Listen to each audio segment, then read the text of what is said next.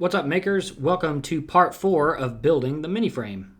On this step, we are going to attach the frame legs. So we're going to need the 6-foot boards that we've been using, as well as the two 8-foot 2x4s and the two 3-foot 2x4s.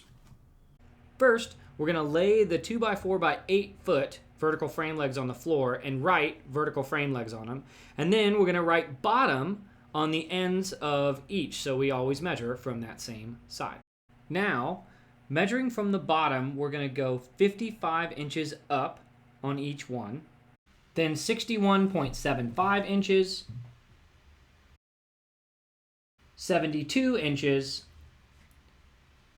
and finally 78.75 inches.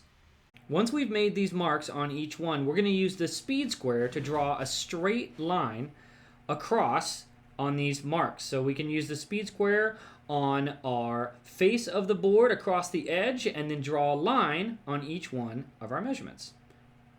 For this next part, we need to find the exact center of our vertical frame leg. So measuring from the edge, so on the short side, we need to measure all the way across and then divide that by 2 to find the middle, and then draw that center mark on each one of our lines that we made with the speed square.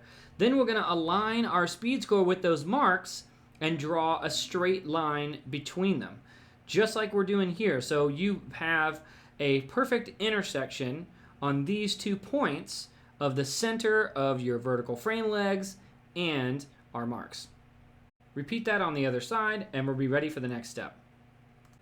Now we're going to put both of those vertical frame legs on the floor with the bottoms on the same side, and we're going to put the bottom beam that we made in the last part across that 55-inch line. Now, the stud mount is what's going to line up with that 55-inch line, and that perpendicular center line that we made is going to go through the center of the bottom and the top holes on our stud mount. So that line is a guide for us to make sure that the stud mount is mounted exactly in the center of our vertical frame legs.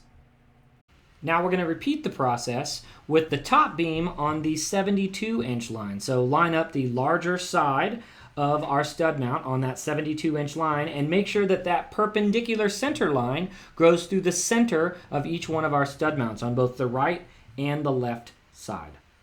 It's very important that our frame is square, so we want to make sure that it's aligned both with the 72-inch line and the perpendicular line. Now we're going to attach the horizontal legs. So grab our 2x4 by 3-foot boards and write back on the ends of each one. Then we're going to align that back end to the inside of our vertical frame legs at a 90-degree angle. So you can see right here it's going to be flush with the bottom at a 90-degree angle on the inside. And then once we know that that's there and attached, we're going to use 3 long wood screws to attach them in. Now it's very important that this is exactly flush and straight at a 90-degree angle because we want our frame to be square. Once you have your legs and your beams all attached together, then I'll see you in the next step.